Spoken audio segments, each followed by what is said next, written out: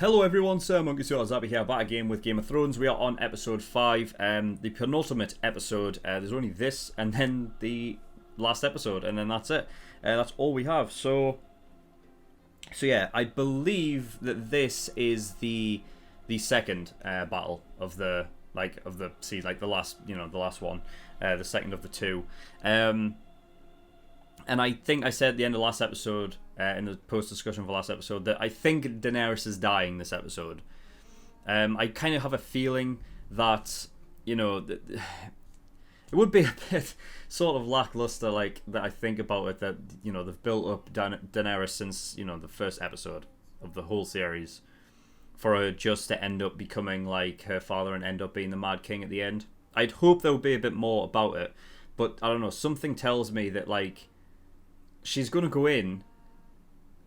She's taken the bait. Like, Cersei has baited her in hard, and I think she's going in. She's going to try and demolish the city, and it's going to backfire. I know Jon is on his way. I think he'll get here in this episode. I just don't know if he'll be in the battle this episode. I don't know if he'll, like. I don't, because because of the time frame of everything happening, I don't know if Jon will be there at the moment. I think he's still on his way, but he's not there. So yeah, he's going to get there in the midst of, or after it's all said and done. I don't know when though. But yeah, something tells me Daenerys is going to die this episode. I think as far as advisors go, she's got none left.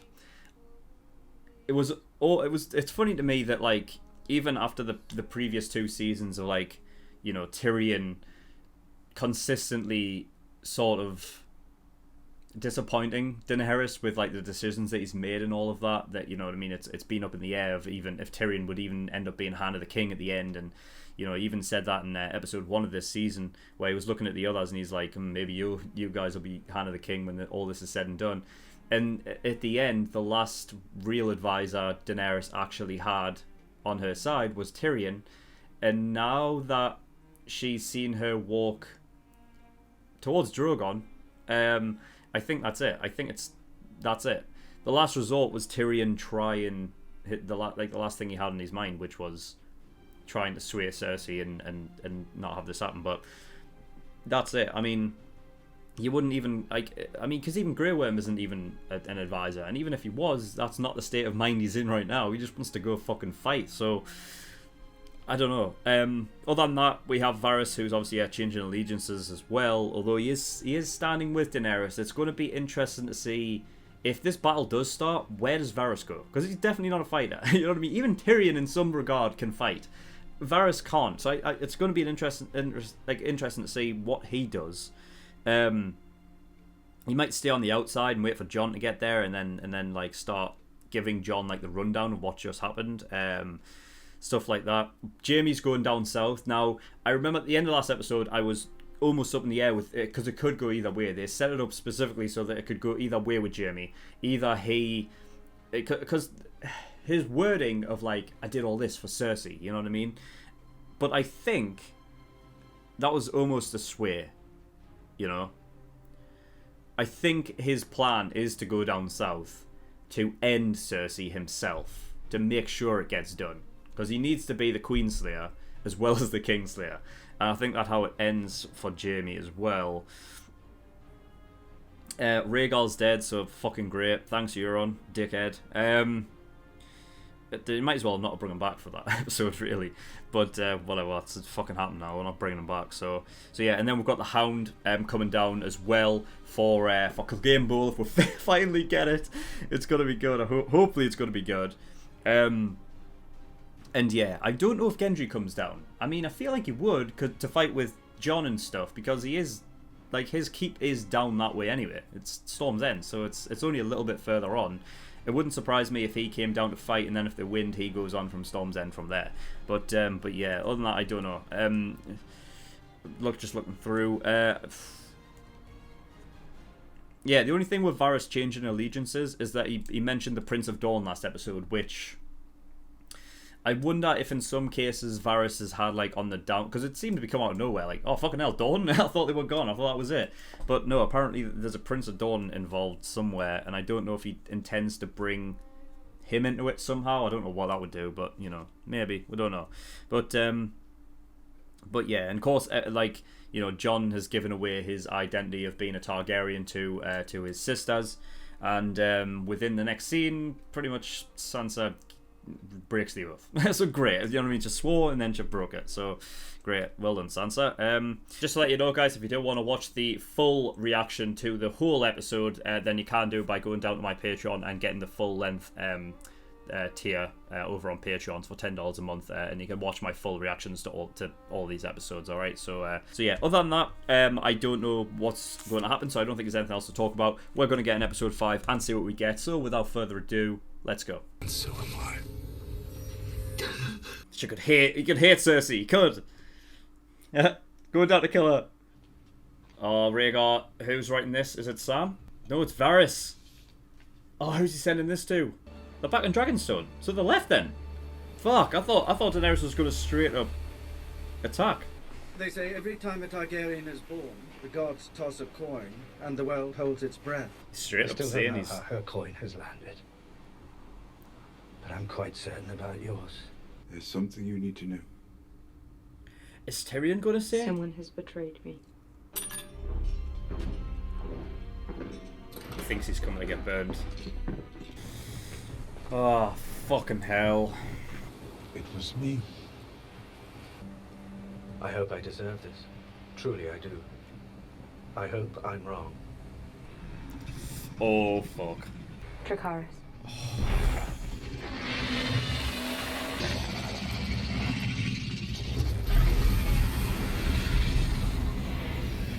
The best players in the Game of Thrones all dying. They'll think Varys are gone. Oh. Jon can't like saying that, surely. Come on. They're afraid. Anyone who resists Cersei will see his family butchered. You can't expect them to be heroes. Thousands of children will die if the city burns. Your sister knows how to use her enemy's weaknesses against them. Cersei's followers will abandon her if they know the war is lost. Give them that chance. If the city surrenders, they will ring the bells and raise the gates. Please, if you hear them ringing the bells, call off the attack. If they ring the bells, call off the attack. What's the bet in the ring the bells and Daenerys doesn't stop? They're with one Your person brother and they was fight for stopped them. trying to get past our lines. Jaime's already made it. So Jaime's trying to get in. He'll see shit going bad and he'll kill her. Right, Queenslayer? The greatest smuggler alive. Yeah, smuggle. He's gonna smuggle him in. I'm not gonna like this favor, am I? You're going back to her. To die with her. Unless you can convince her to change her course of action. Difficult to do from here.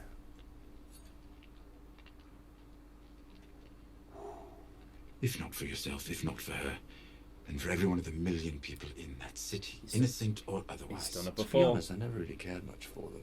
She has the Lannister army, she has the Golden I defended Company. the city last time it was attacked. I know it better than anyone. It will fall Well, tomorrow. I suppose I'll die tomorrow, if not before.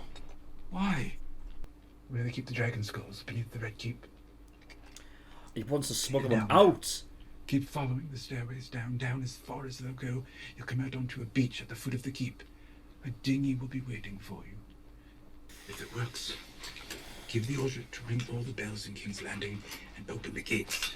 That will be our signal that the city has surrendered. I'll try. Queen will execute you for this. If Daenerys can make it to the throne without wading through a river of blood, maybe she'll show mercy to the person who made that possible. If it weren't for you, I never would have survived my childhood. You were the only one who didn't treat me like a monster.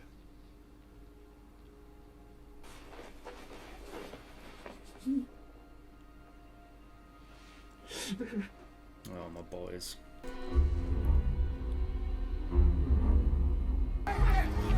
Fuck. Hound looks cool. He's on a... Jeez. Whose face? Oh, Christ, man. If you hear the bells ring, they've surrendered. Call off your men. I feel like Jon will call them off, but Daenerys won't. Oh, fucking hell. We're gonna get another siege of King's Landing. Alright, I got in. Oh, Jaime didn't get in. Look at the red the golden hand. Holy fuck, that's a high dive, isn't it?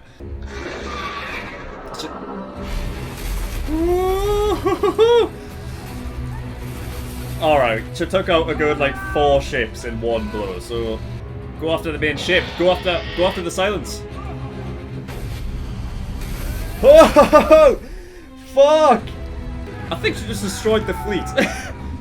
Okay. Meanwhile, it's so quiet over here. Sounds like explosions, doesn't it? Drop. Holy fuck!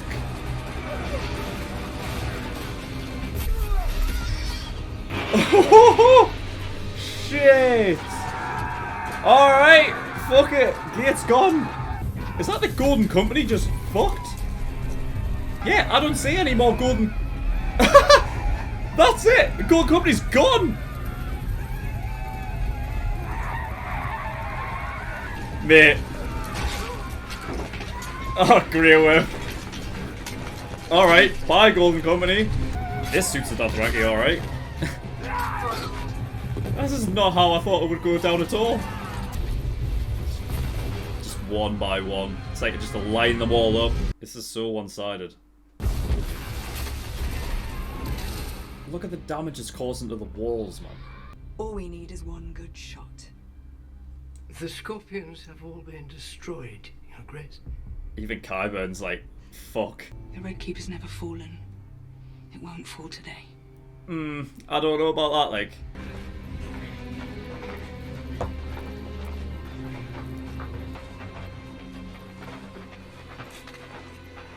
I can imagine them just giving their swords up. It's mad because it's written like all the Lannisters are all on like all on the same side in a way, not directly, but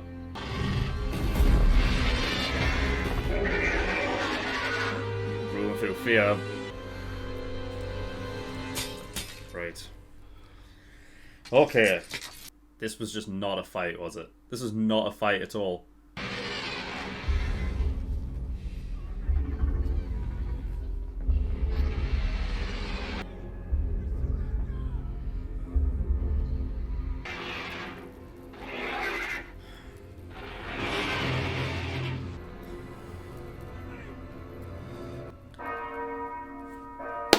Jaime! You got there. You came through. She still wants to just fucking kill people, though. Don't. I knew it.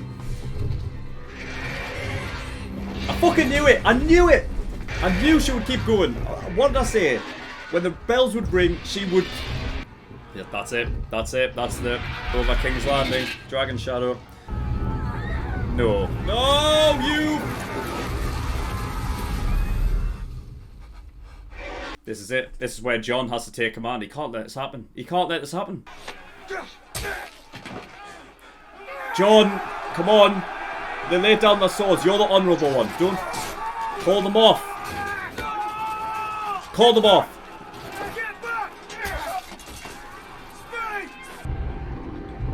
Holy fuck.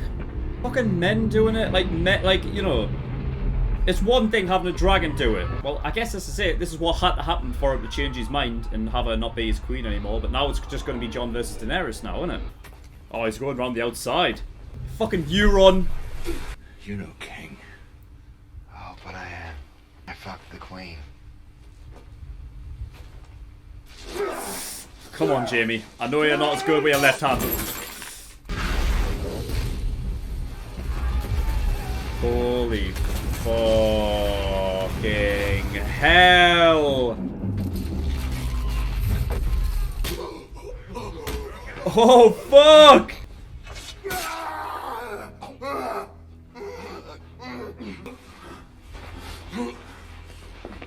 Don't you dare. I swear to fucking God. Your Grace, it isn't safe here. Wildfire's going off. Jesus.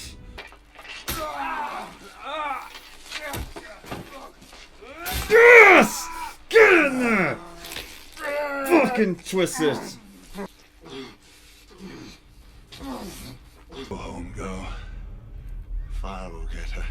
You think you wanted revenge a long time. I've been after it all my life. You come with me.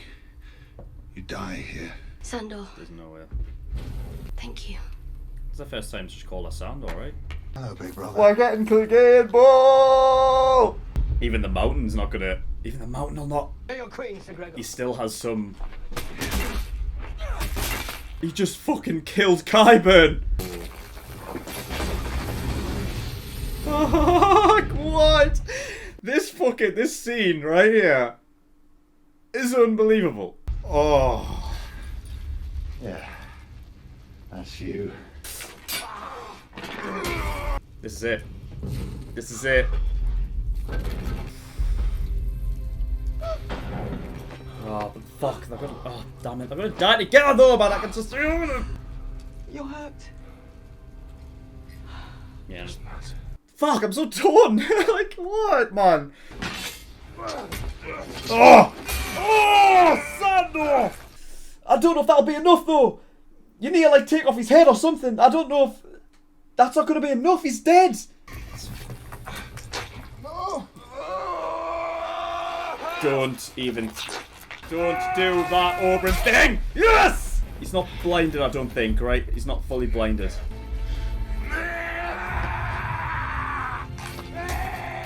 We gotta die together.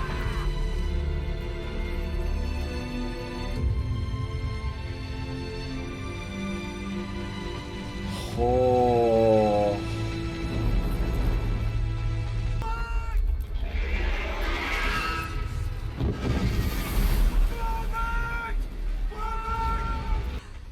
I didn't think it would go this... Oh, I can't get through. God damn it. I'm fucking trapped! Is it? Don't let me die, Jake. Please don't let me die. Please don't let me die. I don't want to die. I mean, you invited this, Cersei. You asked for this. Nothing else matters.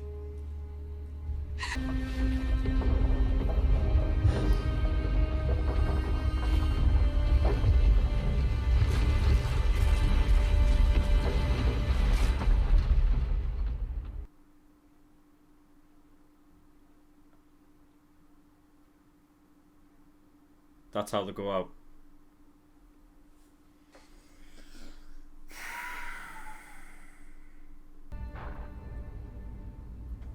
Great, well done, Daenerys.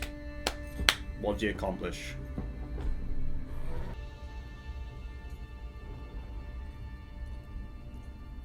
She's alright, Lyanna there. Lyanna liked to ride horses. Alright, I guess it is real. I guess she's over there.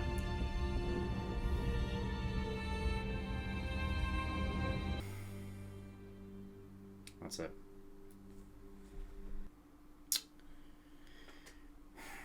Yeah.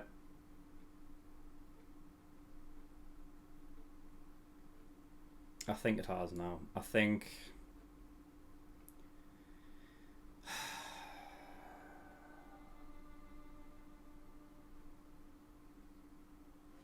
After episode 3, I said specifically, look,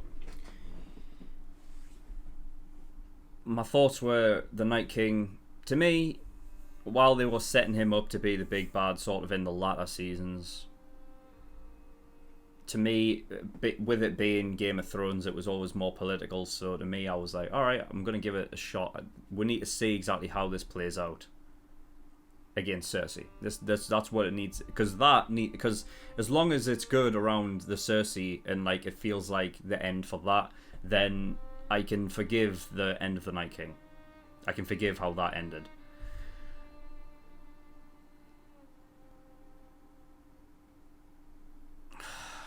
And the sad truth is it's not satisfying. That's fucking fuck's sake. I give it the benefit of the doubt. I give it the benefit of the doubt. There's still one more episode, but it was primarily because there is no more story with certain characters. It means that the possibility of the end that there's nothing in the next episode that can undo anything that happened in this episode.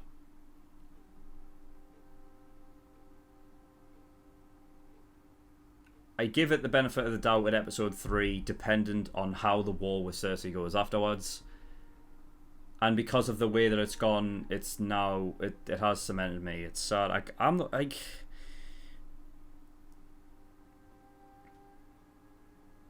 like everybody online, every like, you know, the extreme vast majority of people, like you're talking like 99% of the majority of people did not like this season for Game of Thrones. In every episode, I was just giving it the benefit of the doubt after benefit of the doubt, because I feel like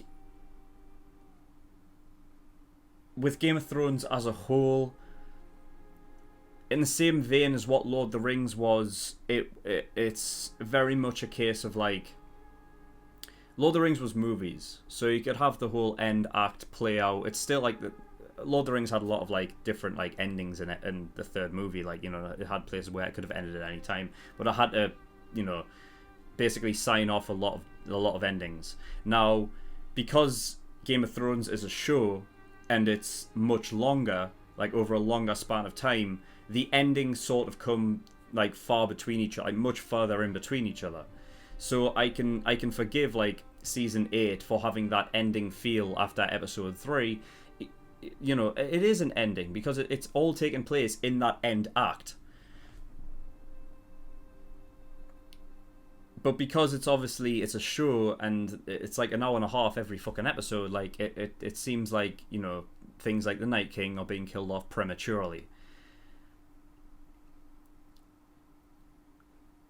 If I'm being honest, I don't know what like in my head. I can't specifically sit here and say like I know how to end this. I know how to do it, because in reality I don't. From being like, I guess if I'm playing devil's advocate, because, you know, like I said, the vast majority of people don't like the way that it's gone, so I guess I'm playing devil's advocate and sort of trying to understand things from the showrunner's point of view. And I still do. I do understand it, but it wasn't until this episode that personally it has annoyed me, whereas the previous episodes haven't. From devil's advocate point of view, from the showrunner's point of view, I can understand why it's not satisfying, because the difference between everything up until like season 4, everything had already been written by that point. Everything was already done from George R.R. Martin's point of view. He'd already written it out. He had those details in place. So basically the base of the show, the foundation of the show, was already there. You can put in little intricate details, and of course things aren't exactly how things play out in the books, but you can put those little intricate details, but they're not as noticeable because everything around it is so good writing wise, because it comes from George R.R. Martin's. It's his writing. So I think everyone should, right, see it from this point of view, that the later seasons, of course, writtenly, like writing wise, are never as good, and you should never expect that. Alright, so I think, personally, I do think that people took it way too far and are like, they are so adamant that the writing is so bad, and that's the thing that's really bad. I think because in the end of the day, you're expecting it to be as good as but it was never going to be, and I don't think you should have ever expected it to. The amount of time it takes for George to write his books versus the amount of time it takes for the showrunners to make a season is so large in comparison that you should never expect it to be quality A writing. I don't think anyone expected it to be that anyway. The writing, because by comparison to those earlier seasons, it already set the bar so high that in order to maintain was next to it was an impossible job, because they don't have George's writing. So, you know, for all the people, because I've seen, you know, comments say that they could have just waited it out and took more time and stuff like that. That's kind of things that just don't happen. Whether it's on HBO's side being, you know, you need to get these out because it's at the height of popularity. At the end of the day, when it comes to the corporate side of things, it's all about numbers and waiting stuff out. Popularity dies down. Eventually, it just gets to a point where they can't risk it anymore. So they're like, no, it has to be out as soon as possible. They managed to get an extra year, like have a leap year out of it, where they could, you know, have an extra year to do things. So from that point of view, devil's advocate out of the, like that, from that point of view, I understand it. It was never going to be as great writing as whatever. They were given little outlines of how how he says it's going to end. Now there's a lot of different stuff that's happening in the books. It's going to end differently. It's definitely going to end differently. You know, there's going to be a lot of different things in play. It's going to definitely end differently. It might not end as differently as you think with the Night King, because I still think, like, maybe in his mind that there is more at play there. He can obviously play more with prophecy in the books. They decided not to go down that route in the show. But whatever. At the end of the day, I give it the benefit of the doubt until this episode. So with all of that out of the way, we have, from the very, very start of you know, the first episode, Daenerys has been sort of pegged. She's very much a focus of the show in a lot of ways, because she was the one that was outside of Westeros. She wasn't on Westeros. She was the one that was going to come over. So she has had like her own scenario played out that's so different from everyone else's. It's quite nuts. And in the same vein, you've had Jon, who, even though he's in Westeros, because north of the Wall is so vastly, like, it's just so different in a lot of ways to obviously what the actual kingdoms are, where they're like sort of habitable. Of course, north of the Wall is habitable as well, but barely. And, you know, the shit that's going on there. But with Daenerys, it's like, you know, from the very get-go, she was frigid. She's so different. Like, if you go back and watch, like, episode 1, like, how fragile she is. Like, she just, because she's been beaten down, essentially, by Viserys, who's always put that sort of thing on her, as, no, I'm the dragon, you're the one that you know what I mean, you're basically lesser than me. So she always had that. And you've built her up at this point, like, overcoming a lot of shit. Like, she's overcome so fucking much. And on one hand, it's like, well, when I try to think of how the ending for these characters should be, maybe it was inevitable that she would become a Mad Queen in a way, because there are things at play that are like, you know, I've said this before in previous post discussions, but when a show, with this show, there was a lot of times that it chooses to go with the realistic writing over the poetic writing, okay? So that, like, you know, things that, you know, consequences, things that would happen you wouldn't be able to get out of. Now, they decided to, like, they've definitely changed over the course, like, especially later seasons, characters getting out of situations that they should never be able to get out of. So when writing to, like, in terms of that, I get, like, a writing over the course of, like, the whole show, maybe it was inevitable and realistic to think that Dany would eventually become a Mad Queen, because at the end of the day, she needs to suffer sacrifices too.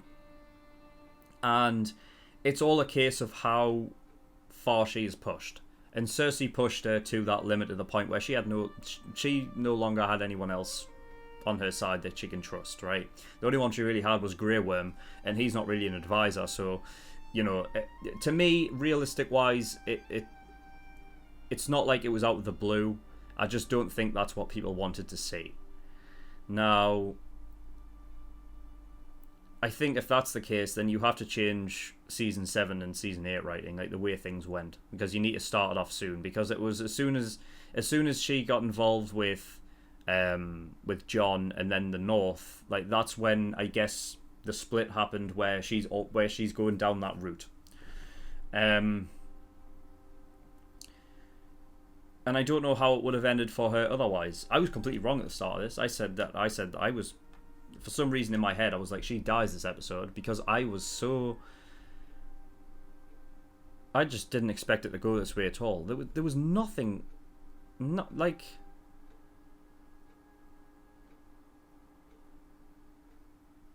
She decimated everything.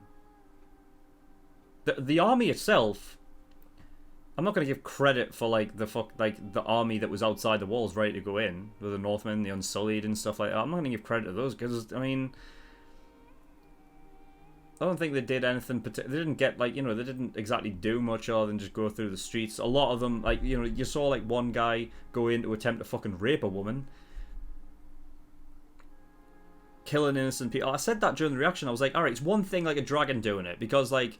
Up at that, like, up there in Daenerys' point of view, I'm not saying that it's a good thing, by the way. What Daenerys, I can't believe she, honestly, because the battle was won anyway. The fact that she continued is... But it's one thing being up on a dragon, not really seeing what is down below, what you're attacking, even though she probably knew there was fucking innocents down there. She didn't care anyway. She was completely fogged. But when you are down there as an army and you are killing people like man to man, man to woman, man to fucking child, like, that's another thing entirely.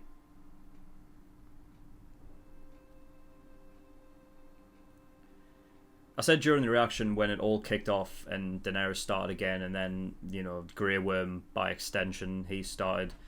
Jon hesitated for a second and then it was out of his control.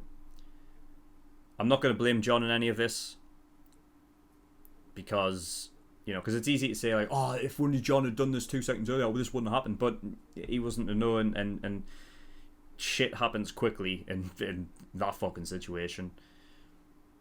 But this is the thing that turns them. This is the thing that separates them. This is what turns Jon to be king. Like, this is it. He doesn't want to be king, but he's seen what's like. As much as Jon loves Dany and everything like that, and him saying like, you know, you're my queen, he's an honourable man. He doesn't agree with that. So after this episode, things have definitely changed in my eyes to this show. Of course, I'm going to react to episode 6. I'm still intrigued as to what happens, but I think as of right now, it's kind of... I'll be honest, it's probably... It has ruined the ending, I think. Of course, my complete final thoughts will be in next episode, but...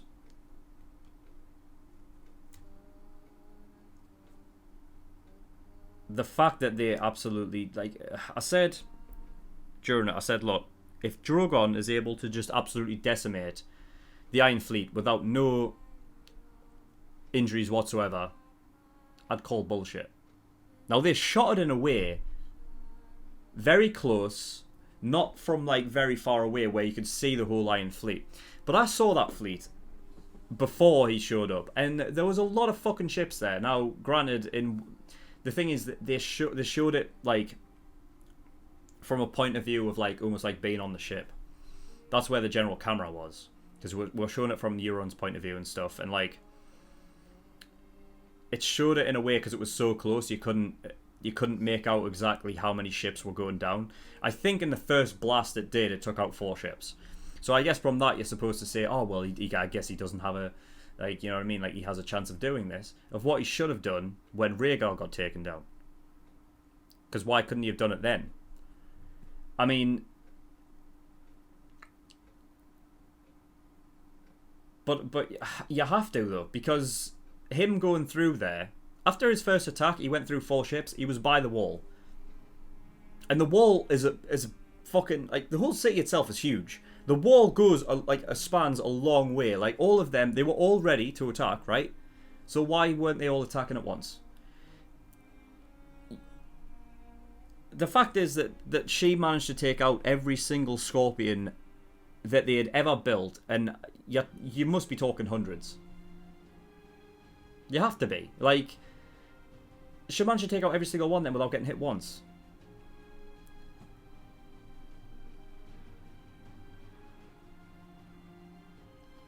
the fact that it was so one-sided definitely diminishes the Night King's presence. It definitely does. I don't like. I can't defend that. They said at the end of like last episode that half of the army had gone. Half, really? Nah.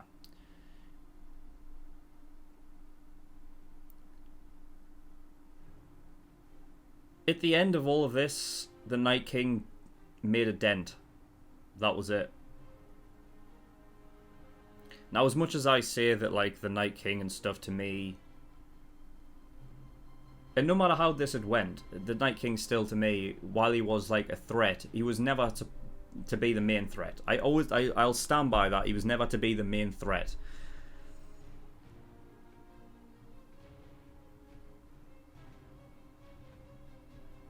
But this should not have been so one-sided. At the end of last episode, when there's only like a fucking few Unsullied out there, and there's Daenerys and Drogon's like at the back, and I'm like, right, well that makes sense. Like at this point, Cersei's in the fucking driving seat. Like she's got such an advantage now because she's got walls to hide behind. That's not making a dent. The dragon could, but I don't. But at that point, like I don't know how much damage Drogon could really do considering how many scorpions they had. Of course, in this episode, we just figure out he just destroyed them all easily. A dragon should be a massive fucking key in the war, of course. I'm not going to dispute that. But I think maybe it would have been better written to keep Rhaegal alive and have it be a more... less of a one-sided battle. Like, it was just so fucking dominant.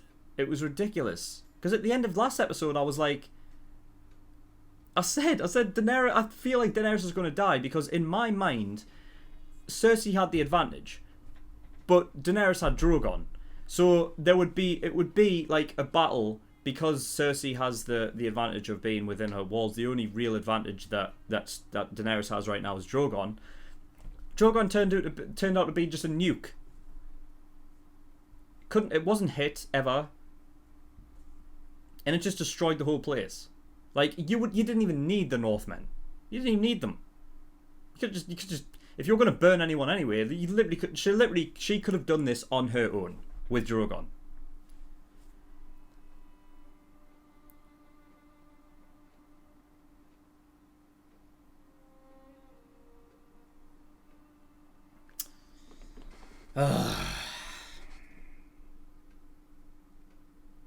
It's a spectacle. That's what I can give it credit for. But the biggest show ever released on television should deserve maybe to go out a bit more, less than just a generic action movie.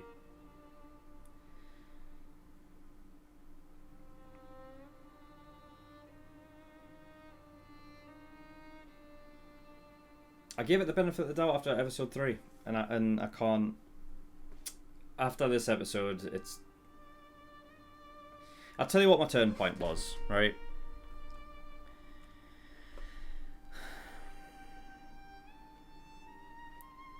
When it comes to the show, I kind of just take it in as is. I don't focus on what is bad writing and what isn't until afterwards, really.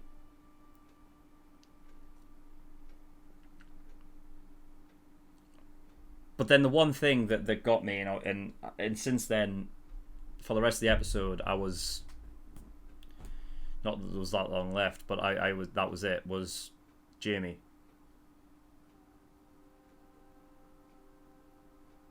He didn't get anything else.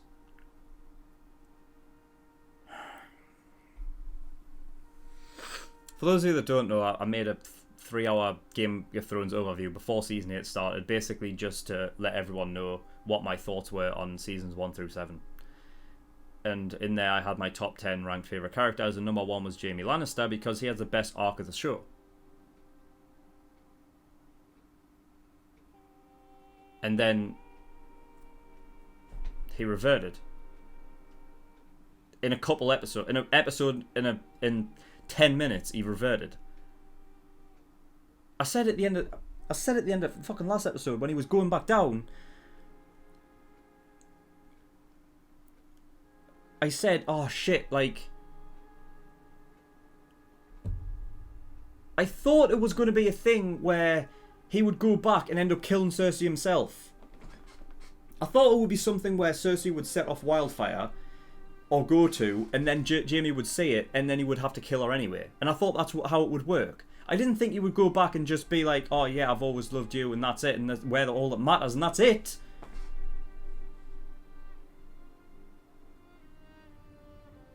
Oh, fuck's sake.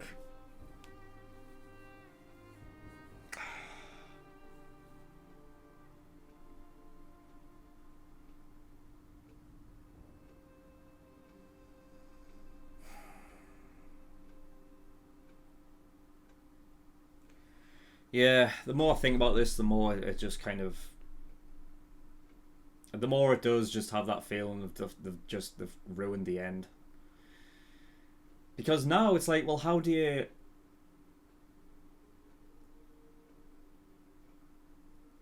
It has a lot of fucking, like, severe consequences for, like, rewatching stuff. Like, you don't want to rewatch the show anymore, knowing how characters go out at the end.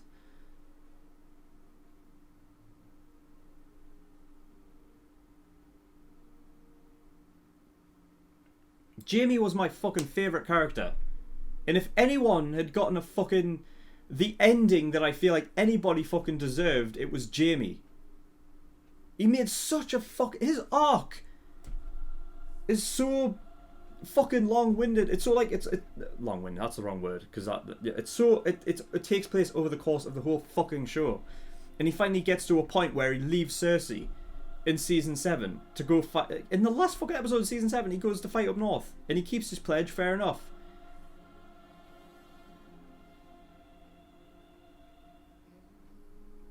But there had to be more. You can't just let him go out like that.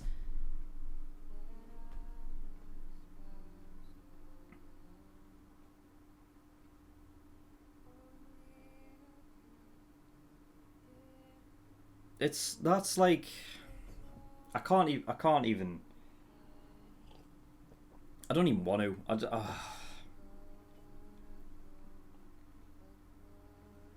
I was thinking there in like the credits, like, should I start off with the very beginning and then get to the negative stuff at the end, because then I wouldn't be consistently negative throughout the discussion, because I don't want to be. I don't want to be that guy. I don't want to be the negative guy, because I've always given them the benefit of the doubt and try and see things from all perspectives. I guess I've kind of done that a bit. But I give them this. I give them this time, this extra time. People writ them off after episode 3. Episode 2, fucking... A lot of people are like, fuck. This is good. This is good. This is... Episode 2, best fucking episode of the season. People loved it. And then what happened in episode 3, it's like, you know what I mean? It was all dependent on that. Like, I thought, like, you know, that if they just did it right, if they did the last 3 episodes right, that the Night King and the Battle of Winterfell wouldn't be bad, like people thought that it would be. And I give them that benefit of the doubt. And now it can't go anywhere. There's no way this last episode undoes this episode. The shit that they've done here, specifically, it is the Jaime thing, because he's the big character that I care about. So of course him going out in that way annoys me.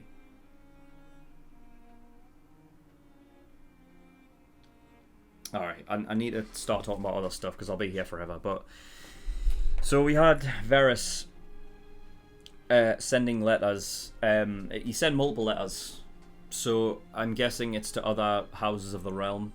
I'm guessing that's just what it is. I don't know the last one he was expecting to send it to, but he burned it anyway, so I guess it's never getting there.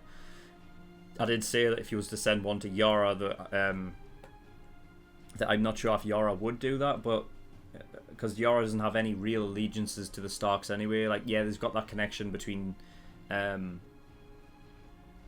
Theon and whatnot, but I don't think Yara ever had that, you know. So I don't know if that would ever be the case. I'm not even sure Yara would give a fuck like if Daenerys burnt down King's Landing anyway, you know. But she's Ironborn, so you know what I mean. Like that kind of stuff doesn't really faze those people. The war back at Dragonstone. I was thinking like we're going to start Daenerys like at the end of last episode. Daenerys gets on Drogon, starts lighting the place up. That didn't happen. Tyrion told Daenerys about Varys. Fair enough. I mean, Tyrion, he kept to his word. He said that, you know, he said that eventually you stick with a person, or you pick a person and you stick with them and you fight by, you know, what they do, like, you know, you fight by their side and stick with them. And so continuity, he did do that. In the end, he's regretted that choice, I think. It ended up killing Varys.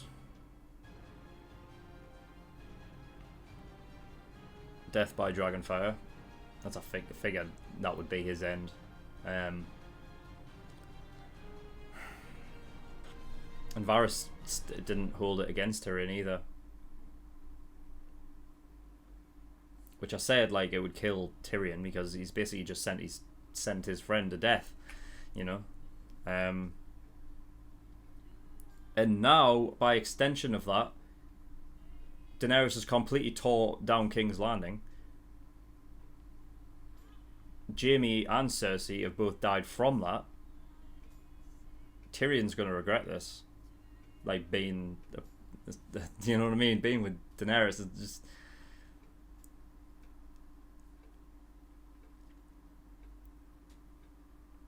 But Varys was right. In the end, Varys was right.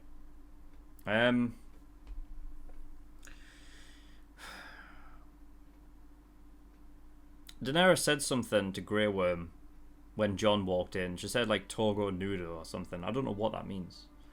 Because it said that exactly in the subtitle as well. So it wasn't just like a foreign language. Whatever that means, it means something. If anyone knows what that means, would you let me know down in the comments?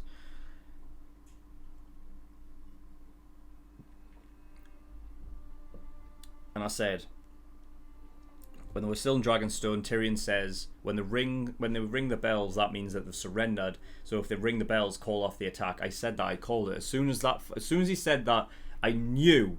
I said, what would be the bet? That they ring the bells and Daenerys still attacks. I said that. I literally called it. That's. I said that if they ring the bells, Daenerys would keep on attacking, and Jon would want to stop, and that would be their split. That's what splits them, and that's what makes them against each other now for the final episode. I said that, so I guess predictable writing in that regard, but they've kind of backed themselves into a corner, really. When I think about it, they backed themselves into a corner. Like after episode 3, it's kind of like, well, it can only really go a few ways. And this is the one that they've decided to go with. Tyrion releasing Jaime. Yeah, so that's obviously, you know, back when Jaime released Tyrion at the end of season 4. Tyrion gets to repay the favour, and he does it entirely for the Lannisters. He does it for Cersei as well. But by extension, it's like doing it for the people as well, because he knows that by getting them out of there, because he's hoping at this point Daenerys still surrenders. He's still hoping at that point. That was a great subvertive expectation, by the way. I want to point that out because I don't want to be entirely negative. I did like the idea of Tyrion going to Davos, of this idea of smuggling them in, but no, it's not. It's to smuggle Daenerys and Cersei out. Now, I'm pretty sure he probably didn't tell them that. I don't know if he did or not. He might have done, but, you know, if he sort of give a reasoning of, like, no, this is how it's not entirely burnt down, because I'm sure Davos wouldn't want that either. So, you know, he could have made that possible.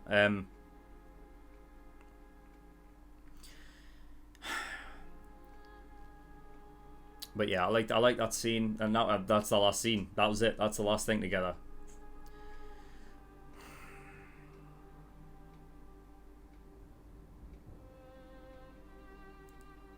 Fucking God's sake! I mean, the Golden Company, they were pointless, really, weren't they? They were pointless. Here's the thing: in episode 3, when the Dothraki got absolutely destroyed, like basically like pretty much all wiped out. Like, we know obviously some survived, but the vast majority of Dothraki, literally all of them, died when they went up against that thing. And I was like, well, you know, like, people were saying like, oh, like after all this time and just the Dothraki just go out like that. It's like, well, that's the point. It's supposed to show just how, like, just how big of a problem the dead are. It's supposed to accentuate like their like, you know, it's like this is going to be a hard battle. That's the point. So I was fine with that, even though the battle strategy was completely wrong, just sending them in on their own. It was never going to work. But literally, Golden Company, ultimately pointless. They served nothing. They did nothing. And I can't speak. I don't want to. Nah, I can't give them the same thing. I can't say that no, they were there to serve the purpose of basically telling us how powerful the dragons are, because we know how fucking devastating the dragons are. We know how like much of a handicap it is having a dragon on your team. That's a big fucking deal. But the whole Golden Company thing was pointless. They didn't even have elephants. They were and it's not like they were like the last line of defense that held anything off. They went out like the first time. Iron Fleet went down, and then they went down, and that was it. They were gone. Useless.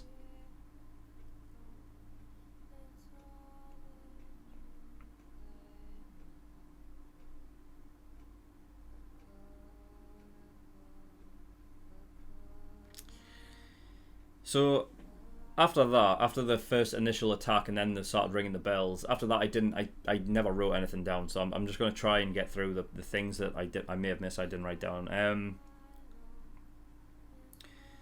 So yeah, I don't know if was it Jaime that managed to get them to ring the bells? Because I don't know where the bells actually start from, like where, you know, I don't know. I don't think he did. I think he was maneuvering around to get to, you know. So I don't know who rang the bells, but whatever the fuck. He found his way around by going around where the, very smart by the, you know, figuring out that, oh shit, yeah, if he can get out through the dungeons or whatever, then he can get in through there. So yeah, very very smart. You know, you remember that. And then he comes up against Euron, gets stabbed. Ultimately, that isn't what killed him, but I don't know. Like, the thing that annoys me is that even if he didn't even get if he didn't get killed by all of that rubble falling on top of him, then Euron's damage would have killed him, and I'm not even fine with either of that happening. Euron's not like, he's another character I'd give a benefit of the doubt. I liked him in season 7. In season 8, he's just,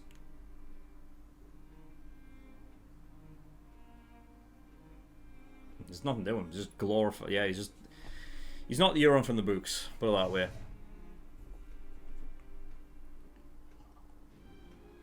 He's just like a glorified fucking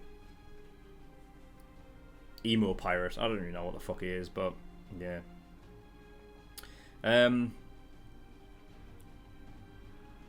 But yeah, I will admit it I felt good when Jaime fucking stabbed him though and just twisted it. I did like that. So yeah, that happened. We had the Hound and Arya come in. I don't know. You have the Hound and Arya go all the way from the north. They go all the way from Winterfell, all the way down to King's Landing. Get into King's Landing, get into the Red Keep, and then Sauron goes, "Nah, get yourself away."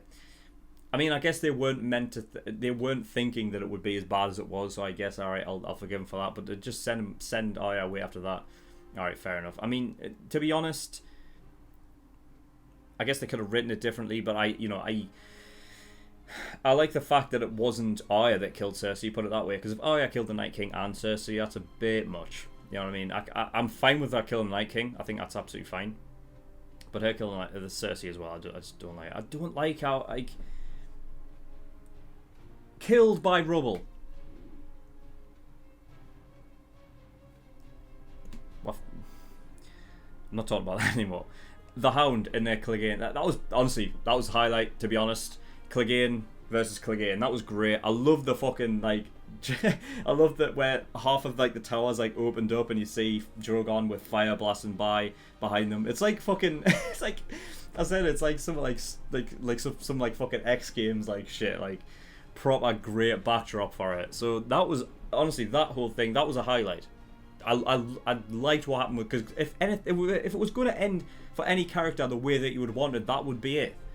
I think for the Hound, I think that's what you want, because that's what you always wanted. You want that Clegane, all right? Fair enough. I mean, a lot of people probably just say it's fan service. If anything, the poetic writing, that was it for that, you know. And then, you know, oh yeah, she's going back through the street. She got absolutely pelted with a lot of debris and stuff. They had the tracking shot and things out, which is great, because they always do good with tracking shots. That's basically the like, that's what I can praise this episode for, is like the visuals. And sometimes not enough, especially when it's the end.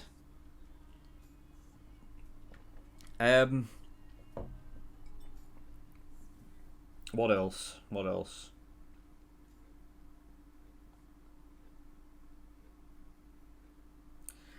I don't really know if there's anything else. I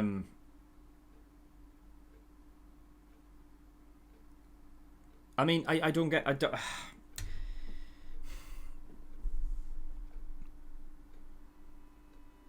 When I'm thinking about it, I'm just thinking about the fact that when the writers talk about Mad Queen Daenerys, they think about it as a switch. Like it's something that completely disregards the idea of Daenerys having any real, like, empathetic thought. Like, it just switches and it's just like, oh, it doesn't matter. Because after that first initial attack and they rang the bells, they'd won. They'd won. That was it. And she attacked anyway. So, at this point, nobody should be on Daenerys' side. Any of the viewers, anything like that, shouldn't, you know what I mean? Like, they've basically made her the villain now. That's it. Episode 6 is Jon versus Daenerys. That's what it is. And before this episode, I was certain that they were making it so that it wouldn't be obvious who sits on the Iron Throne. And I said, you know, that the Iron Throne wouldn't be a thing at the end of this. I said that it would change the system and it would be something better. But now I'm thinking they're writing it as to actually be that way, and it's going to be Jon sitting on the Iron Throne. It's going to be one of the most obvious things ever, but yet a lot of people just swept it aside because they're like, nah, because that's not how Game of Thrones is. But then they're kind of turning it back and having it this way. So it makes me think more so now that it is going to be the Iron Throne and Jon's going to sit on it. Before the season came out, they said it was going to be a bittersweet ending. I think what they meant by bittersweet is that Jon's going to have to kill Daenerys. And that's it. But it's not going to mean anything, because they kind of ruined the writing of it. I mean, I'll be honest, like, I think they just screwed up everything revolving around Daenerys. Really. They had Daenerys go up there, help them and everything like that, and then she came away with, like, less than anybody else, and she like, no one trusted her, except Jon. And Tyrion, I guess, but...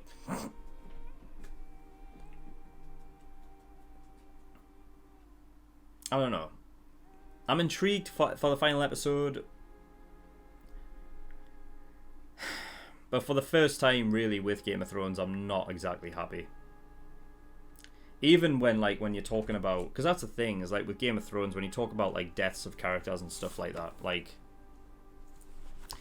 You know, when it came down to like Ned's death and you know, and Rob's death, the Red Wedding... Even Jon dying at the end of Season 5. Like, you know, you have these things where you're sort of like unhappy, but there are other things to look at in those episodes where you're just like, yeah, the writing's good, so you can't argue against it. And with this, it's not even a case of arguing against the fact. It's just the one thing that I wanted, that if characters that I love are going to die, then I want it to mean something, and I want to be able to have to like go through it emotionally and expect it. Like, Jaime dying should make me fucking cry my eyes out. I should have to fucking weep, and I felt fucking nothing. And that pisses me off more than anything. Not being able to feel anything at all. That's the worst thing that can happen. And that's probably why this is the first episode where I literally feel like I've that the writers fucked this up.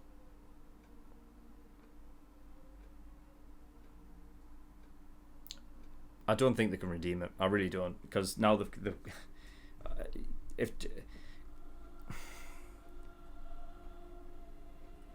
because yeah, we didn't see the light go out of Jaime's eyes, but it's not like he's going to come back. And if he does, I'll call bullshit and I'll not feel it, because no, he was crushed under fucking, he was crushed under there. It's just written. Yeah, alright, I'm going to stop because this video is going to be long enough. If you want to talk about Game of Thrones with me, anything like that, you can head over to my Discord, you know, and I'm always there, so you know you can talk to me in the Game of Thrones spoilers little channel in that Discord. The link is in the description to that. But yeah, that is all I've got. Okay, so thank you everyone for watching. Again, description below, Discord is there, and Patreon as well. If you do want to support me on Patreon, that'd be very much appreciated. There's a bunch of different tiers and rewards depending on how much you want to support me with. So there's the early access tier, $5 a month.